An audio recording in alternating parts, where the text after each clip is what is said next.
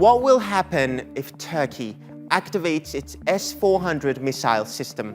Turkish President Recep Tayyip Erdogan recently confirmed that the Russian air missile defense system is being tested. And this could only mean one thing. Turkey wants to make them operational as soon as possible. The S-400 is one of the most sophisticated surface-to-air missile systems in the world.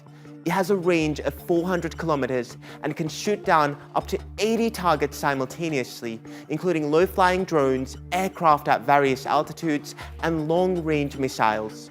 A battery placed on the Turkey-Syria border can engage targets as far as Damascus.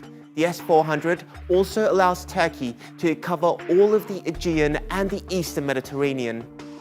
From the get-go, however, one country has strongly objected to Turkey's purchase of the Russian defense system. In the face of strenuous American objections, the first delivery of an advanced Russian air defense system. We are against the having some of our partners and allies around the world potentially purchase S-400s. Lead to potential sanctions.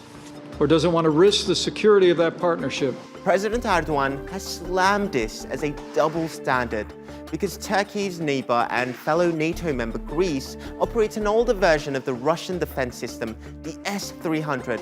But no howls from Washington over that. Yunanistan'ın elinde S-300'ler var. By the way, Greece has S-300s. They're not testing, they are using them. Does America ask or say anything there? No. How can we not test these kinds of capabilities we have? Of course we aren't going to ask America for permission. Turkey is a key NATO member and one of the most important allies of the US in a volatile region where, let's be honest, defense is not just a policy but a necessity. And when Turkey needed to do some defense spending, naturally, their first choice was their NATO ally. He wanted to buy our Patriot missile, we wouldn't sell it. And then when he made and he really wanted to buy it. And then when he made a deal with another country, Russia, to buy their system that he didn't even want. President Barack Obama's administration refused to sell the US Patriot missile defense system to Turkey because of technology transfer concerns. And in 2015, over Ankara's objections, Obama pulled out Patriot missiles stationed in southern Turkey, saying they were no longer needed there. As a result, Ankara signed a deal with Moscow to buy its S-400 surface-to-air missile batteries for a reported $2.5 billion.